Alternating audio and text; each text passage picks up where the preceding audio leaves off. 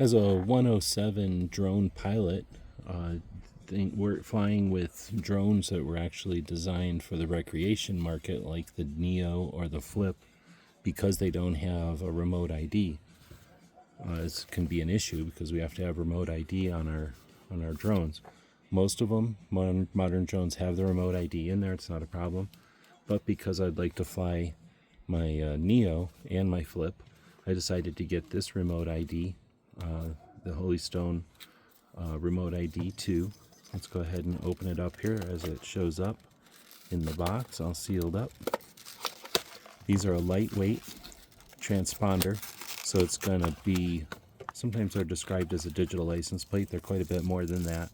They're going to transpond your information, but also your trajectory, your speed, and that kind of thing. Now, what it can't do is transmit where you're standing. Instead, it'll transmit where you started from, your home point. So these are adaptable and can be adhered with hook and loop from 3M there, and can be put on your drone someplace so that you don't alter the center of gravity. And then they also include a high visibility strobe. So I guess once I turn it on here on this side, and it's on, then I can engage the strobe.